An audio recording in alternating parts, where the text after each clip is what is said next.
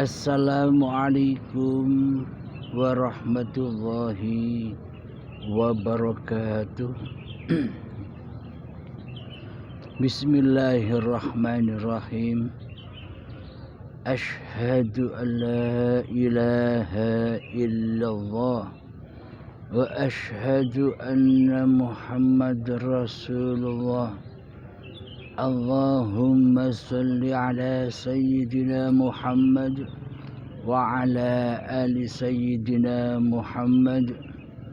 Rabbi shrah li sadri wa yassir li amri wahlul 'uqdatam min lisani yafqahu qawli. Amin. Bismillahirrahmanirrahim. Salam jumpa lagi di dalam channel New Uripe Allah. Semoga kita semua selalu diberikan hidayah dan syafaat dari Allah Subhanahu wa Ta'ala. Amin ya rabbal alamin. Bismillahirrahmanirrahim. Kali ini kami mengkaji tentang bagaimana makna agama yang selama ini kita peluk. Kenapa kita memeluk suatu agama? Kita selama ini memeluk agama karena di dalam hati kita percaya, yakin bahwa diri manusia kita ini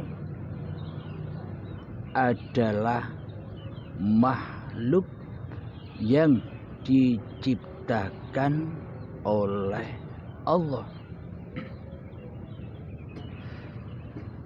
Dasar kita beragama itu yakni karena kita percaya dan yakin bahwa ada Tuhan penguasa, ada Tuhan pencipta diri manusia kita.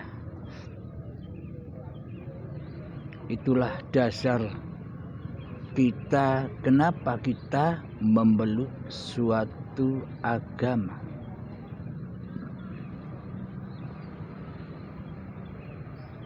Untuk memeluk agama Islam, di dalam syariat kita wajib mengumandangkan dua kalimat syahadat di dalam babagan syariat, agama secara syariat saja. Yang kedua, setelah bersyahadat baru kita belajar sholat. Kemudian setelah belajar sholat kita yang ketiga adalah melaksanakan zakat atau memberikan zakat. Yang keempat adalah puasa di bulan Ramadan. Dan yang kelima adalah pergi haji bila berkuasa di dalam ekonominya. Inilah rukun Islam di sisi syariatnya. Apakah beragama itu hanya cukup dengan syariat saja Karena suatu agama dan bertuhan itu bukan hanya syariat saja. Jadi yang ditekankan yang paling utama di dalam beragama dan bertuhan itu adalah wilayah hati. Jadi iman, takwa, keyakinan itu adanya di dalam hati. Selama ini kita beragama dan bertuhan hanya ala kadarnya, hanya ikut-ikutan saja, atau hanya kebudayaan saja. Kebudayaannya dohir, kebudayaannya syariat. Karena selama ini kita beragama dan bertuhan hanyalah babakan badaniyah saja, yakni yang beribadah hanya badannya, yang sholat hanya badannya, yang zakat hanya badannya, yang berpuasa hanya badannya, yang berhaji hanya badannya, yang bersedekah dan sebagainya hanya di wilayah dohiriyah saja.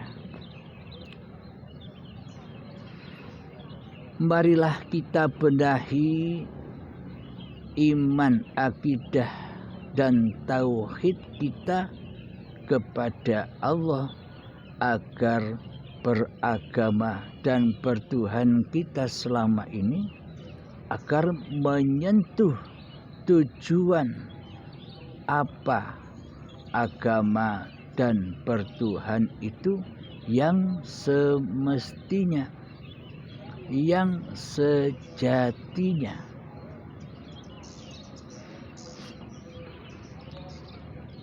Karena Allah itu tidak memandang rupa dan hartamu. Allah tidak memandang ilmu dan amalmu. Dan Allah tidak memandang nasab kemuliaanmu di sisi manusia. Akan tetapi Allah hanya memandang hatimu. Di dalam hatimu itu yang berposisi menjadi Tuhannya hati, yang berkuasa atas hati, itu siapa? Masihkah diri manusia kitakah yang merajai singgasana hati ini, ataukah sudah Allah yang maha penguasa seluruh manusia yang merajai di dalam singgasana hati kita? Itulah yang dinilai atau yang dipandang oleh Allah Subhanahu wa ta'ala. Jadi Allah itu tidak memandang amal ibadahmu sebanyak apapun amal ibadah yang telah kita lakukan, tidak akan pernah dilihat oleh Allah. Dan ilmu setinggi apapun ilmu syariat yang kita punya, itu pun tidak dipandang sedikit pun oleh Allah. Akan tetapi yang dipandang oleh Allah Ta'ala itu adalah keadaan hati kita. Bagaimanakah keadaan hati kita selama ini ketika kita melaksanakan seluruh ibadah dan seluruh sholat yang pernah kita kerjakan selama ini? Sudah benarkah ibadah dan sholat kita selama ini? Hanya kitalah yang tahu. Karena hati hanyalah kita sendiri yang tahu dan yang mengenalinya. Jadi ceklah hati kita, yang nyata di hati kita, yang wujud di hati kita, yang hidup di hati kita, yang berkuasa di hati kita. Selama ini sudah bertuhankah atau belum?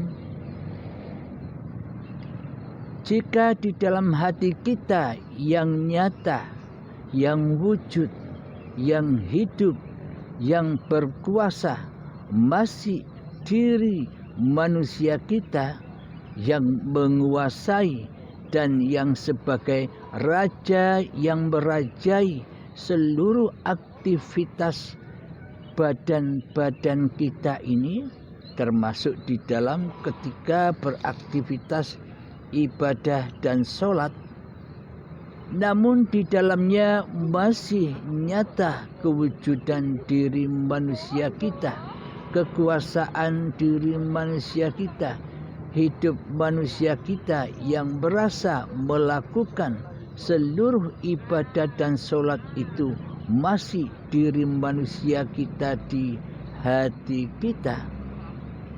Inilah tanda bahwa selama ini kita belum bertuhan. Karena bagaimana mungkin kita dikatakan bertuhan di sisi Allah, sementara di hati kita Allahnya tiada, Allahnya gaib, Allahnya tidak hidup, Allahnya tidak berkuasa, Allahnya tidak punya kehendak apapun di hati kita, Allahnya tidak punya pengetahuan apapun di hati kita selama ini. Bila Allahnya gaib, bila Tuhan yang disembahnya selama ini tiada di hati kita, kira-kira sudah betulkah cara beragama dan bertuhan kita selama ini? Kita selama ini mengaku beragama dan bertuhan, tapi nyatanya di dalam hati kita selama ini yang menjadi raja, merajai hidup dan diri manusia kita di hati kita masih hawa nafsu kita sendiri selama ini.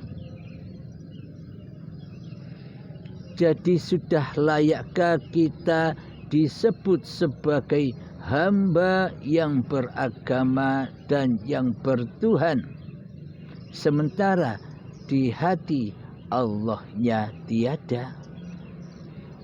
Lalu bagaimana mungkin kita bisa mengabdi dan menyembah kepada Tuhan atau kepada Allah yang kita sembah dan Allah yang kita abdi, sementara Allahnya tidak ada di hati kita, sementara wujud nyatanya Allah tidak ada di hati kita, sementara hayatullah, hidupnya Allah tidak ada di hati kita, sementara Allah tidak berkuasa atas hati kita.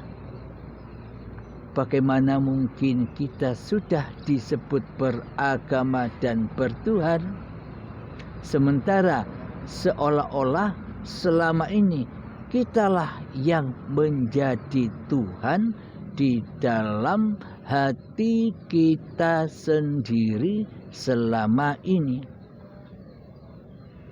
Inilah realita, bukti bahwa kita selama ini belumlah dikatakan beragama dan bertuhan di hati kita. Meskipun secara syariatnya kita seolah-olah sudah beragama dan bertuhan, secara dohiriah, secara kulitnya saja. Jadi dengan ibadah-ibadah yang kita lakukan di dalam syariatnya, di dalam badan-badan yang beraktivitas ini, jadi selama ini kita sudah melaksanakan sholat-sholat yang sudah kita kerjakan. Secara dohiriah selama ini kita merasa sudah cukup lega di dalamnya.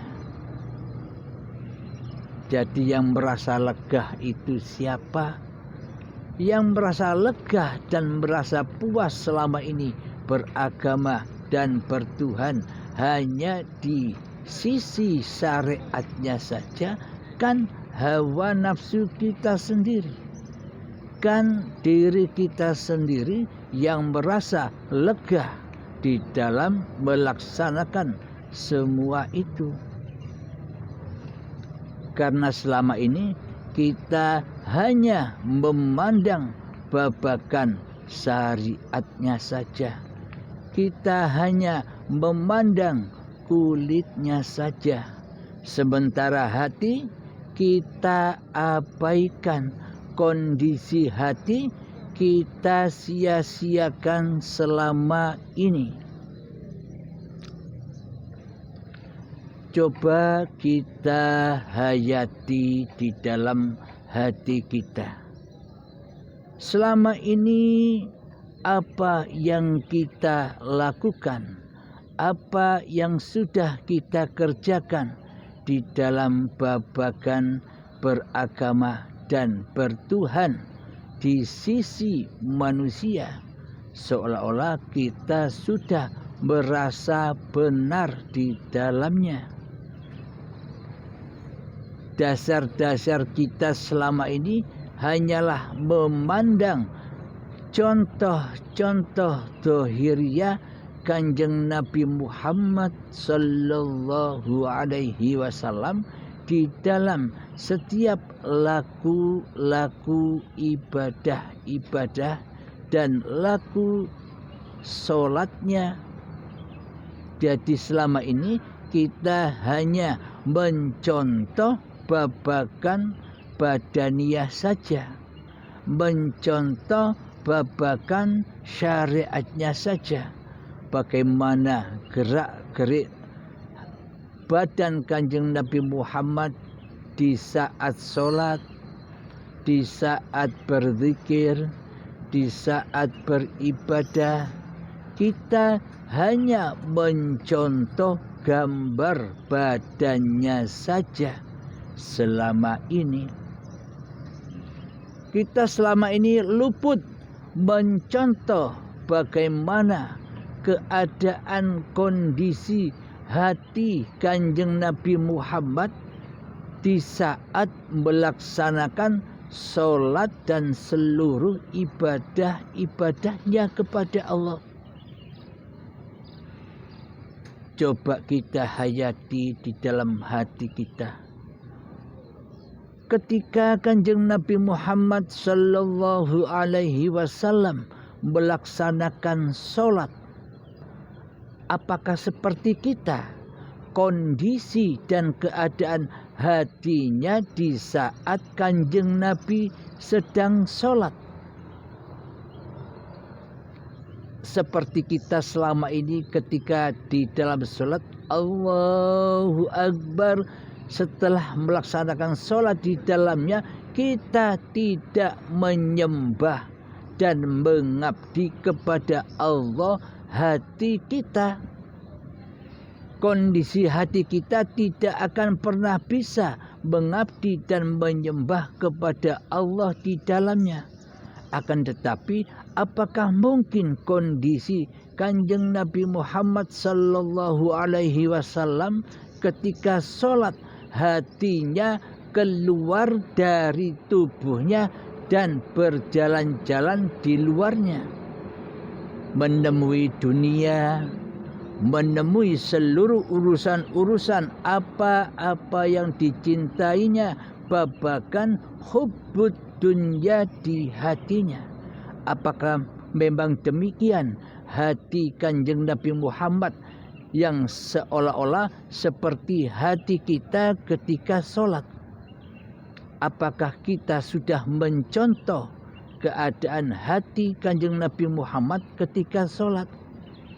Selama ini kita hanya mencontoh gambar badannya saja, gerak-gerik badannya saja. Tapi selama ini kita luput mencontoh apa yang dikondisikan hati Nabi ketika sholat. Karena di hati Nabi ketika sholat itu as-sholatu mi'rajul mu'minin. Jadi tujuan sholat itu hanyalah mengabdi, menyembah, bersimpuh di hadapan Tuhannya. Itulah hati Kanjeng Nabi Muhammad sallallahu alaihi wasallam. Apakah selama ini kita sudah mencontoh hati dan keadaan yang demikian itu ketika kita di dalam sholat? Mari kita buktikan sendiri. Coba nilai sendiri keadaan hati kita di saat kita beribadah dan sholat. Akan tetapi kenyataannya selama ini ketika kita sholat, maka hati kita tidak menyembah Allah, tidak mengabdi kepada Allah, melainkan kita hanya menyembah dunia di dalamnya. Kita bertemu dengan kekasih-kekasih yang kita cintai di dalamnya. Karena selama ini kita hanya duduk di syariatnya saja. Kanjeng Nabi Muhammad sendiri sebelum syariat datang, Kanjeng Nabi Muhammad sudah bermakrifat dahulu, sudah mengenal Allah dahulu. Bagaimana mungkin kita bisa sholat sementara kita tidak mengenal siapa yang disembah, siapa yang diabdi di dalam sholat itu sendiri?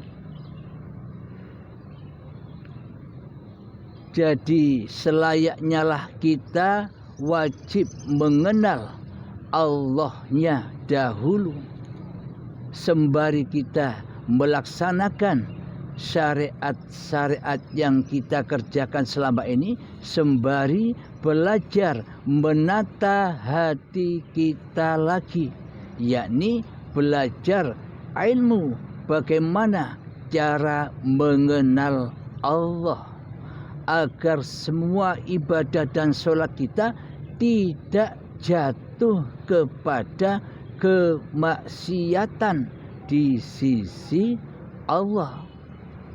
Menurut manusia, menurut di sisi syariatnya kita tidak bermaksiat, malah kita beribadah menurut pandangan manusia, menurut pandangan dohiriyah, menurut pandangan badaniyah.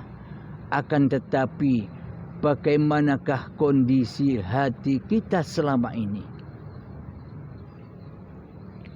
Bagaimana mungkin kita dikatakan beribadah? Bagaimana mungkin kita dikatakan mengabdi kepada Allah, sementara di dalam hati kita yang jadi Allah adalah hawa nafsu, kita sendiri yang merajai sebagai Tuhannya selama ini. Kita selama ini tidak menyadari itu. Bagaimana mungkin kita bisa rojiun kepada Allah, Tuhan pencipta diri manusia kita, sementara kita belum mengenalnya. Selama ini kita hanya mengenal hanya sebuah nama saja, nama Allah. Itu saja yang kita kenal selama ini. Kita tidak pernah peduli, kita tidak mencari kabar siapa zat yang bernama Allah itu sebenarnya. Di setiap nama pasti ada pemilik nama. Karena adanya pemilik nama itulah maka muncullah nama. Jadi setiap nama itu ada yang memilikinya. Lalu siapa Allah itu? Siapa yang dimaksud Allah itu? Di dalam ayat kursi sudah dinyatakan, Allahu la ilaha illa huwal hayyul qayyum. Allah, tiada Tuhan yang berhak disembah kecuali Dialah hidup yang kekal, lagi terus menerus mengurusi seluruh makhluknya. Jadi siapakah Allah itu sebenarnya? Allah sebenarnya adalah hidup yang selama ini kita akui sebagai hidup manusia kita.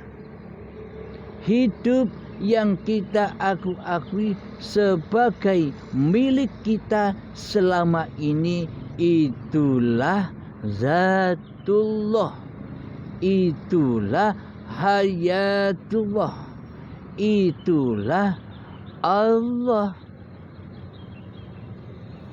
Nah, jadi bagaimana mungkin kita bisa beragama dan bertuhan di sisi Allah, sementara yang jadi Tuhan selama ini di dalam hati kita hanyalah hawa nafsu kita sendiri yang berkuasa atas hidup dan badan selama ini.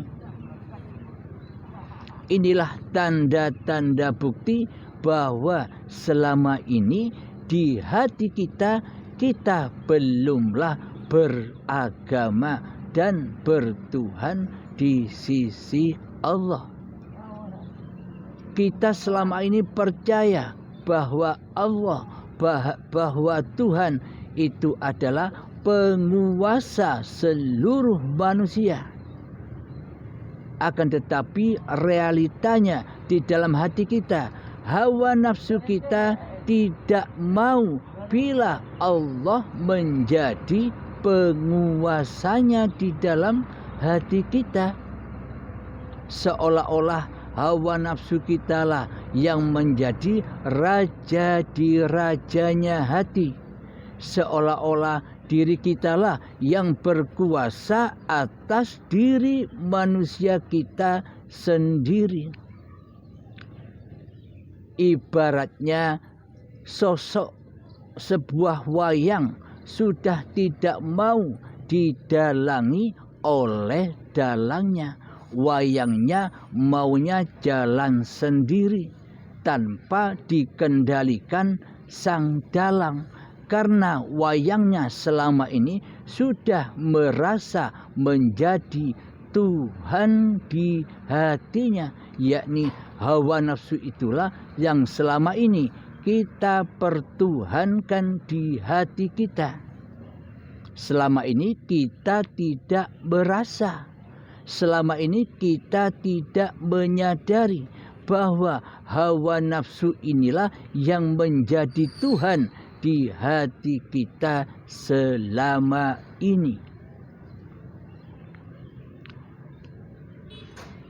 Memang seolah-olah hawa nafsu membisikkan, kamu sudah beragama dan bertuhan. Akan tetapi di dalam hati kita hawa nafsu selalu mengaku-ngaku, akulah penguasa dirimu, akulah Tuhan dirimu. Dengan hawa nafsulah kau bisa beribadah, dengan hawa nafsulah kau bisa sholat. Karena selama ini hidup telah diakui oleh hidup manusianya, seolah-olah hidup ini hidupnya manusia, maka seluruh kegiatan, aktivitas, sholat dan ibadah kita selama ini pasti jatuh ke lembah hawa nafsu kita sendiri. Karena selama ini kitalah sebagai penguasa, kitalah sebagai pengaku. Karena selama ini kitalah sebagai yang bisa melaksanakan sebuah ibadah dan sholat itu. Seolah-olah kitalah sebagai pelakunya, seolah-olah kitalah sebagai penguasanya di dalam ibadah dan sholat itu. Seolah-olah kitalah yang mentuhani di dalamnya. Lalu bagaimana mungkin kita dikatakan bertuhan kepada Allah sementara di dalam hati kita hawa nafsulah yang mentuhani seluruh aktivitas-aktivitas yang dilakukan oleh kita? Bagaimana mungkin dikatakan bertuhankan Allah di sisi Allah sementara yang nyata, yang wujud di hati kita hanyalah hawa nafsu kita sendiri? Siapakah hawa nafsu itu? Hawa nafsu itu adalah nama diri manusia kita yang merasa wujud, yang merasa hidup, yang merasa berkuasa, yang merasa punya kehendak, yang merasa punya pengetahuan, yang merasa hidup, yang merasa bisa melihat, yang merasa bisa mendengar, yang merasa bisa berkalam-kalam. Selama ini kan diri manusia kita yang selama ini merampas sifat-sifat Tuhannya. Seolah-olah kitalah Tuhannya di hati kita. Kita merasa mempunyai sifat wujud, kita merasa mempunyai sifat hidup, kita merasa mempunyai sifat kuasa, kita merasa mempunyai kehendak, kita merasa mempunyai ilmu. Itu kan sifat-sifatnya Allah. Selama ini kitalah sebagai pengaku pemilik seluruh sifat-sifatnya Allah. Lalu bagaimana mungkin kita bisa menyembah Allah selama ini kita sudah berposisi sebagai Allah di hati kita, yakni hawa nafsu kita inilah yang mentuhani selama ini di hati kita. Jadi tidaklah mungkin kita bertuhankan Allah di hati kita selama kita merampas seluruh sifat-sifat Allah di hati kita. Maka dari itu, untuk beragama dan bertuhan di wilayahnya hati, maka kita wajib mengenal siapa yang kita sembah, siapa yang kita abdi, siapa yang kita agungkan, siapa yang kita maha sucikan, siapa yang kita maha kuasakan, siapa yang kita maha hidupkan di hati kita. selama ini semua sifat-sifat maha itu kan dimiliki, dikuasai oleh hawa nafsu kita sendiri. Selamanya hati kita takkan pernah bertuhankan Allah selagi di dalam hati kita masih menjadi penguasa, masih menjadi Tuhan di dalamnya. Nah, inilah realita hati kita selama ini. Jadi beragama dan bertuhan itu babakan hati. Tidak cukup babakan lahir saja. Karena tanpa hati, tanpa hidup, tanpa batin, bagaimana mungkin syariat itu bisa berjalan? Bagaimana mungkin badan ini bisa bergerak tanpa hidup? Bagaimana mungkin badan ini bisa terlahir? Bagaimana mungkin badan ini bisa tercipta tanpa Allah? Selama ini seolah-olah kitalah yang merasa sebagai pencipta dan penguasa di hati kita. Seolah-olah kita bisa menciptakan solat-solat kita sendiri. Seolah-olah kita bisa menciptakan ibadah-ibadah kita sendiri. Seolah-olah kita bisa menciptakan gerak langkah badan-badan kita sendiri tanpa dituhani oleh siapapun. Yang jadi Tuhan di dalam hati kita selama ini adalah hawa nafsu kita sendiri. Inilah tanda bukti kenyataannya selama ini kita belum bertuhan dan beragama di sisi Allah. Kita hanya bertuhan dan beragama di sisi hawa nafsu atau di sisi kemanusiaannya saja, atau di sisi makhluk saja selama ini. Marilah kita sadari bersama agar nantinya kita bisa pulang, bisa rojiun kepada Allah di saat ajal menjemput dengan rela dan ridho kembali kepada Allah. Apakah tujuan beragama dan bertuhan itu? Tujuannya tak lain dan tak bukan agar kita bisa kembali kepada Allah, tidak kembali kepada hawa nafsu. Ini babakan hati, karena agama dan bertuhan itu adanya di hati, karena iman dan kufur itu adanya di hati. Maka perhatikan hati kita, maka tatalah hati kita agar senantiasa kita bertuhan kepada Allah. Caranya ya carilah informasi tentang siapa Allah itu. Tanpa kita mengenal Allah, bagaimana mungkin kita bisa menyembah Allah? Bagaimana mungkin kita mendapatkan pahala di sisi Allah sementara kita tidak pernah bertemu Allah? Muhal, tidak mungkin. Karena pahala itu di sisi Allah, maka kenalilah Allah.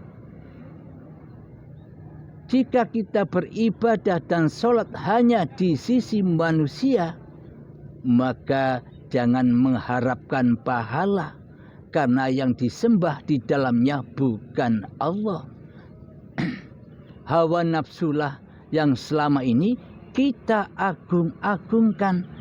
Diri kitalah yang selama ini yang jadi raja, penguasa, singgasananya hati daripada Allah.